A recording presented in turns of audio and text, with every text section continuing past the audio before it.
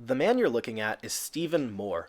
Moore is an economist with really questionable views on women and on race-related issues. Back in 2001, Moore authored columns arguing that women serving as referees in men's college basketball games is an obscenity, and that women playing pickup basketball with men is a travesty. Ultimately, he posed the question, is there no area in life where men can take a vacation from women? But Moore wasn't done there. No, he was out to fix the system that he thought was so broken by proposing a rule that no women could serve as referees, no women could serve as announcers, no women could serve as beer vendors, no women could serve as, quote, anything. However, he did include that there would be an exception to this rule, arguing that women would be allowed to participate in athletics and athletics-oriented activities if and only if they look like Bonnie Bernstein. He also said that the fact that Bonnie knows nothing about basketball is entirely irrelevant. After these columns, Moore had a couple of other incredibly sexist moments, one in which he went on a rant about how Venus Williams makes more money than male tennis players that could easily beat her, another in which he argued men in fraternities on college campuses shouldn't be blamed for the bad things that they do to women, because women keep showing up in droves at the steps of their frat houses. After this, his sense of humor got a bit more racial as he started to make jokes about race issues. One specific instance back in 2016 left him making an incredibly awkward apology that I want all of you guys to watch right now. Another statement that keeps coming to light is a joke he made about the Obamas. Just after the election, here, I'll play it. By the way, did you see that there's that great cartoon going along, that the New York Times headline, first thing Donald Trump does as president is kick a black family out of public housing, and it has Obama leaving the White House. I mean, I just love that one. It's just a great one. So, that is a joke I always made about, Obama lives in, the president lives in public housing, but I didn't mean it like a black person did. I just meant that, being in the White House, for example, when I was working with a lot of women and families who were involved in the education voucher program, here in D.C., and people would say, well, and these were blacks who would say, why does Barack Obama get to send his kids to any school that he wants to and we can't? And they say he lives in public housing, and it was just kind of a joke, and that was the optics, though, oh, the conservative white man yeah. talking about kicking a black man out of public right. housing. Right. Have a particular resonance, especially in this moment. Yeah, so I shouldn't have said it. Again, you go back 30 years, you're going to be able to find clips over and over and over again about me. I have a long paper trail. I mean, there's no question about it. And I say things that are kind of jokes that if people want to pick them apart, then I probably won't, get on the Federal Reserve Board. Yikes. But, as he just alluded to, it was around this time that Moore was being considered by the Trump administration to be given a seat on the Federal Reserve Board, and this is when people started actually looking into his professional life and trying to dissect some of his economic ideas. Specifically, he's on record as suggesting that he wants to get rid of child labor laws, saying that, quote, he wants to start people working at 11 or 12 years old. In addition, he argued that women making more than men would be problematic because it would be disruptive to what he called family stability. Now, I'm sure many of you know where I'm going with this, but recently, Stephen Moore hosted his very own Prager University video, one in which he compared and contrasted the merits of living in a blue versus living in a red state. Now, this is a debate that I just feel conservatives get wrong a lot. And so I thought this would be a really fun opportunity to get to share my point of view as someone who lives in California, the epitome of the blue states that conservatives like to complain about, in video form. So I thought it would be fun to watch this video and to share my thoughts on it. So here it is. Now, the first argument he makes is about population growth. He argues that if progressive policies really worked, then Americans should be rushing to get into the blue states. But just the opposite is happening. Americans are packing up their U-Hauls and heading to the red states. Now, let's talk about this argument for a minute, because this is an incredibly popular argument among conservatives. It's this idea that there is this mass exodus of people from California and from other bastions of liberal thought, and that everybody is moving into conservative states because they are better. But that's just not true at all. First, I just want to clear up an issue that I think there's a lot of confusion about. California is not actually shrinking. The population is growing. Even though more people are moving out than are moving in, the population right now is still going to be higher than the population was 1 year ago today. True, the rate of population growth has slowed, but to say that we are physically losing people is just categorically untrue. Second, while Stephen Moore would love to have you believe that people are moving out of California and into red states because of the politics, if you look at where specifically these people are moving, they are moving to the bluest parts of these red states.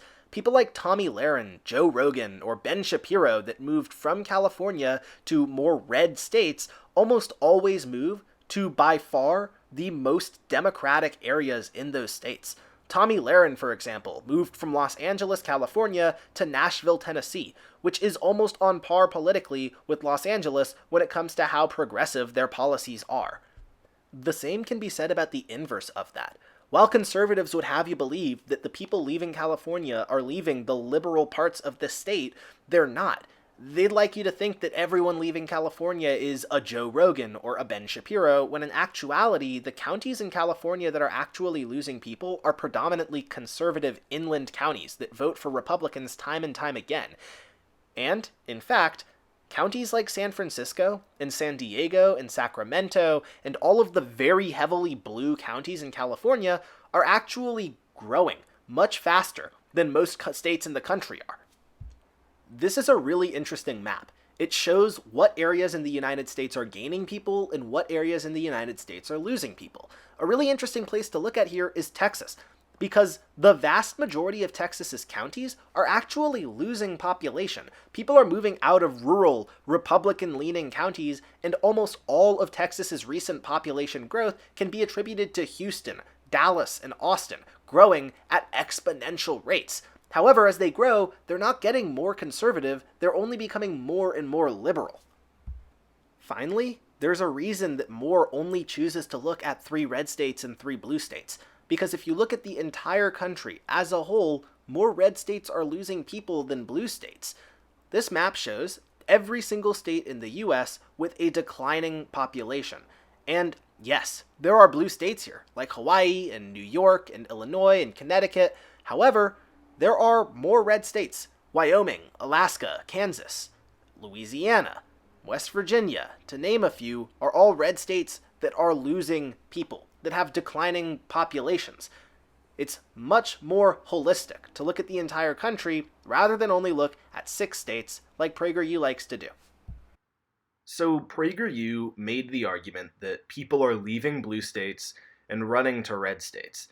But that's not exactly the whole story. First, people are leaving the parts of those blue states that are controlled locally by Republicans. Second, when they move to red states, they are moving to the bluest parts of those red states. And finally, if you look at all of the states in the US, there are more red states with declining populations than there are blue states.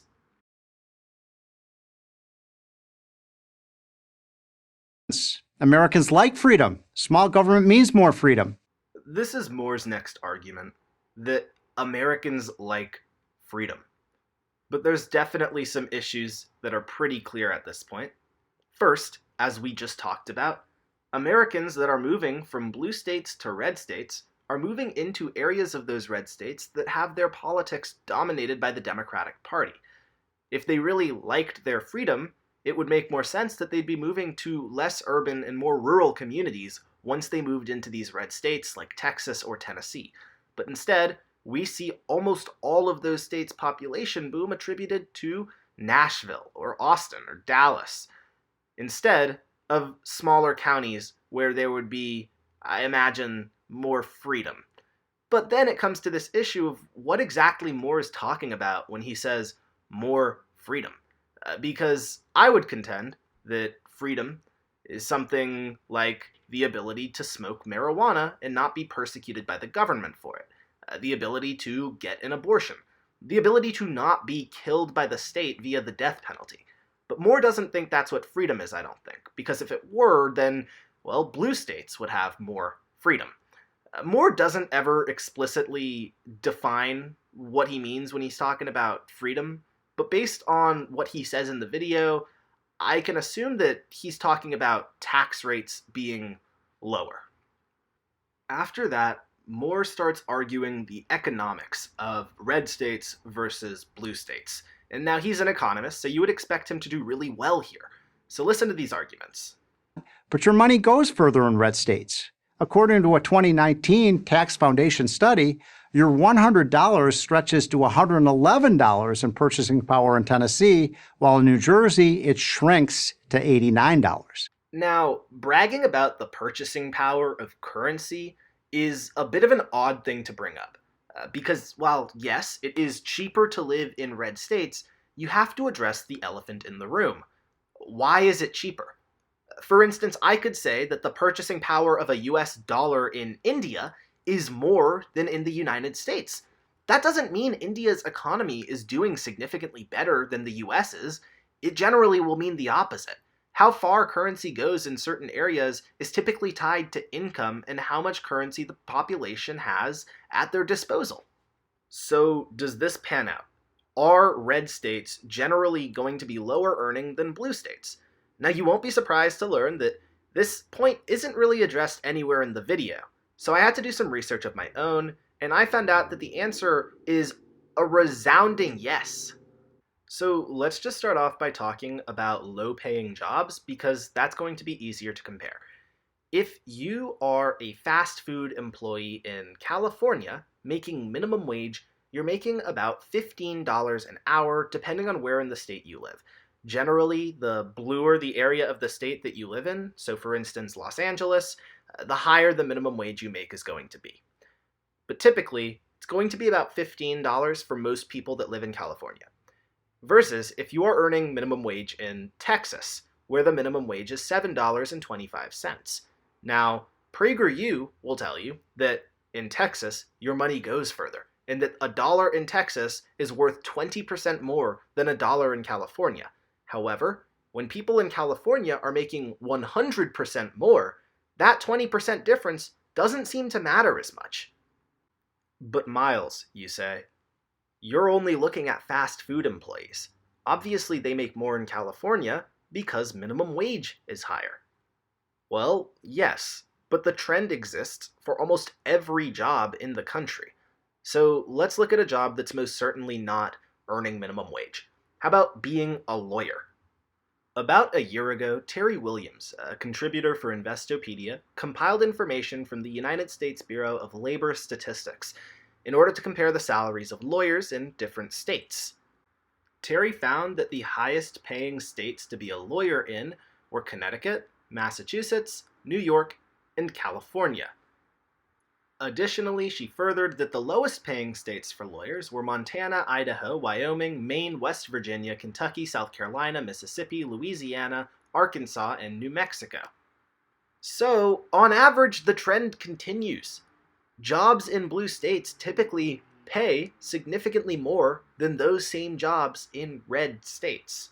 Moore doesn't talk about this. Instead, he pretends that, money is worth more in red states just because. If you're a big corporation or a small company looking for a business-friendly environment, affordable housing, or maybe just a better quality of life, where are you going to go? The tough decision is not choosing a red state or a blue state. The tough decision is which red state to move to. Now, I want to ask you a question at this point. Where do you think PragerU is based? Either A, a red county in a red state, B, a blue county in a red state, C, a blue county in a blue state, or D, a red county in a blue state.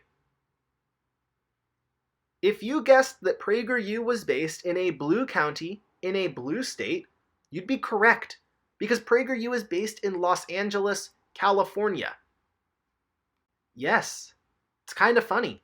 The organization that brought you videos like Is California Going Up in Flames?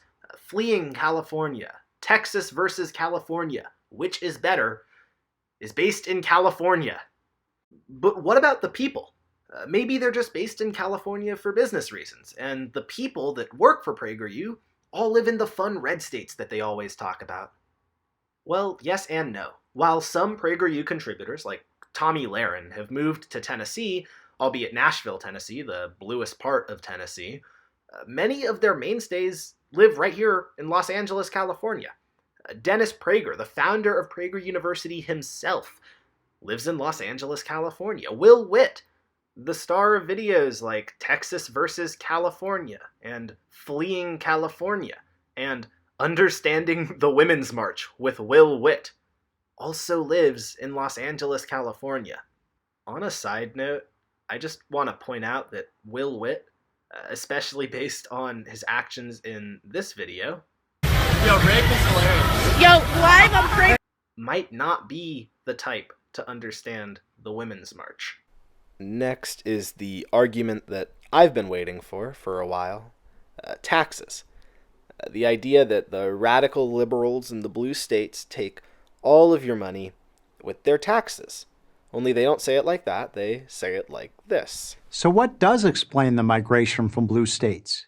Start with taxes. The two most populous blue states, California and New York, have the highest tax rates in America, while the two most populous red states, Texas and Florida, have no income tax at all. Now, there's a lot to unpack here, and a lot of things that I disagree with, but I think for the most part, we can break these arguments down into three categories.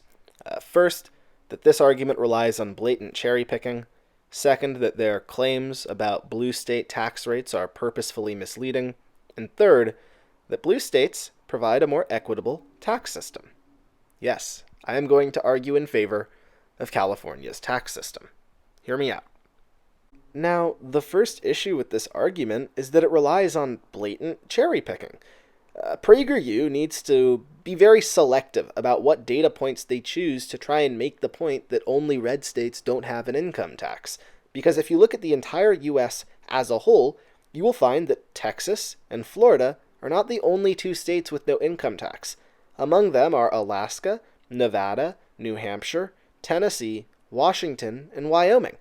And while a lot of those are red states, they certainly are not all red states.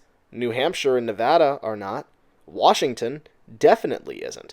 So the political correlation between whether or not a state has an income tax or doesn't have an income tax is certainly not as drastic as PragerU would like you to believe. Now, that's just part of a larger critique of the video where PragerU will make claims and then look at 5 or 6 states in the US to, back up those claims, and how that's probably a bad practice and that you should look at the US holistically in order to get the best data. Anyways, let's move on to that second point, that PragerU really misrepresents how taxes work in blue states. Now, the claim they make and the way that they portray it in their video would probably lead one to believe that most people in California are paying this absurd 12% tax rate, and that because of that, no one's really able to hang on to that hard-earned cash that they're all making. But that's just not true. Very few people in California pay anywhere near that much in taxes. So let's take a look at California's actual income tax brackets and compare them to those of other states. So what does this tell us? A couple of things should stand out. The first being that people in the bottom bracket actually pay very little in taxes, with people making between $0 and about $9,000 only paying 1%, and people earning below $21,000 only paying 2% of their income in taxes. So why is this? I thought everybody in California pays tons and tons of money in taxes. Well, no. People that earn very little in California actually pay very little in state taxes relative to what they would pay in other states. Here are the state income tax brackets for the state of Georgia, a red state run by Republicans. Now, you'll again immediately notice a couple of things. For starters, there are far fewer brackets. There's only 6 brackets that people in Georgia fall into, and you'll notice that they cap out much lower. For instance, the highest tax bracket in Georgia is $7,000 versus California, where it's $600,000. The problem here is that it means anybody in Georgia making more than $7,000 a year has the exact same tax obligation, meaning somebody making $1.5 million a year owes the same amount of their income in taxes as somebody making $10,000 a year in Georgia. Now, I'd contend that that's a bit of a problem. Now, PragerU is right about one thing, that the highest tax bracket in the country does exist in California. It's that 12.3% that we saw on the previous image that's paid by people earning over $600,000 a year. So how many people actually pay this absurd tax that PragerU is talking about? Well, not many. Even in California, very few people are making over $600,000 a year. I'm going to talk about an article published by CNBC titled, "What It Takes to Be in the Top 1% of Your State." In it, they break down the top 1% earners in each of the 50 states and also the District of Columbia, and they find that to be in the top 1% of California, you need to make $514,000 annually. What that means is that you can be in the top 1% of one of the highest earning states of California and still not be in that tax bracket that pays 12.3%. You see, Dennis Prager and Prager University paint it as though everybody in California is paying this absurd tax rate when in actuality less than 1% of us are. Anyways, back to comparing to the red states. Now, I'd argue that states like Kentucky are even worse than Georgia when it comes to their income tax situation. Kentucky doesn't actually have a progressive tax bracket system. Instead, they have a flat tax, meaning that everybody, regardless of how much money they make, pays the same amount in taxes. In Kentucky, that number is 5%, meaning if you make $150 a year, you owe the government 5% of that, and if you make $150 million a year, you owe the government 5% of that. Now, some conservatives try to argue that this is a good thing, and that it ensures everybody gets, an equitable tax burden placed on them. But I'd contend it's just the opposite. And, in fact, I'd say it actually hurts the average person. Now, this is where we get into my third point, that California's tax system and that tax systems employed by other blue states are actually better than tax systems employed by most red states. Now, let's compare the average person living in California to the average person living in a red state based on their tax burden. Now, the average person living in California earns $31,960 a year, placing them in California's third tax bracket and putting a tax burden on them of 4%. Now, compare that to the average person living in Mississippi. Mississippi's average person earns $24,509 a year, placing them in Mississippi's top income tax bracket and placing a tax burden on them of 5%, meaning that the average person in Mississippi pays more in taxes than the average person in California. Probably not what you were expecting because of how much it's pushed that people in California just have insanely high taxes. But maybe it's just Mississippi. Let's try another one. How about Alabama? Now, in Alabama, the average person earns $26,231 a year, placing them once more in Alabama's top tax bracket and placing a tax burden on them of 5%. Again, more than the average person in California.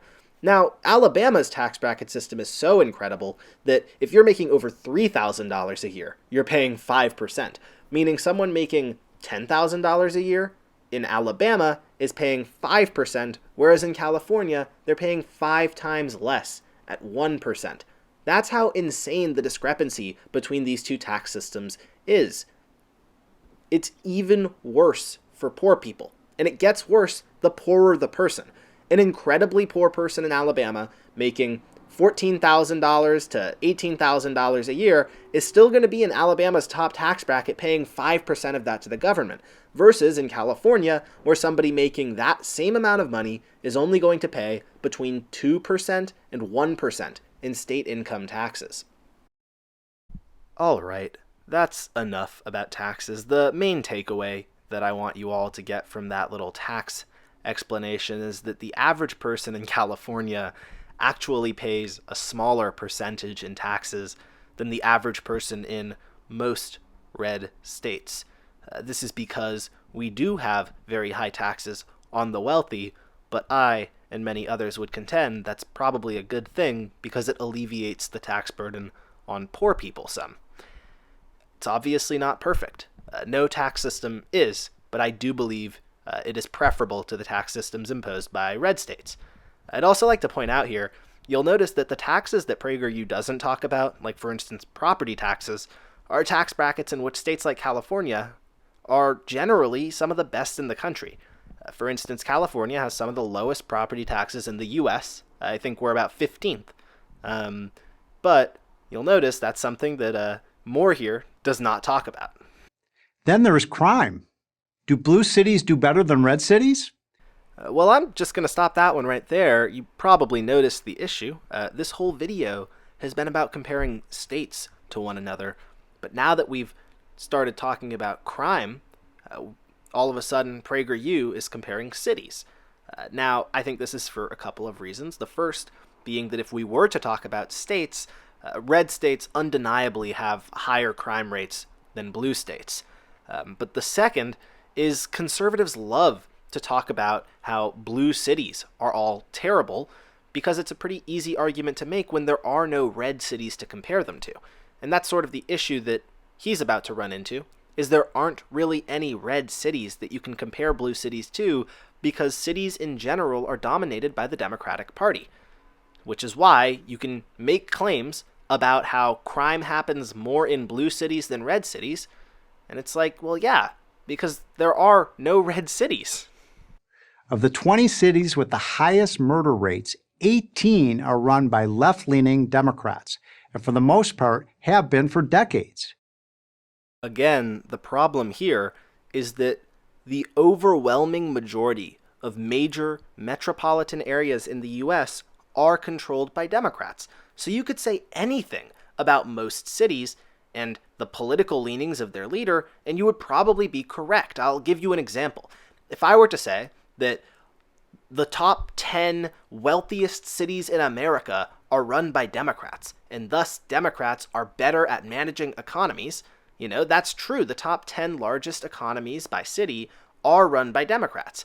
However, that's because the largest cities in the country are run by Democrats. There are very few large cities in the US that are run by Republicans, which makes this whole point of comparing blue cities to red cities a bit mute, because blue cities and red cities are very different just by virtue of the fact that blue cities have much larger populations and are generally the large metropolitan areas in the US. Hey guys, thank you for watching the whole thing if you made it this far.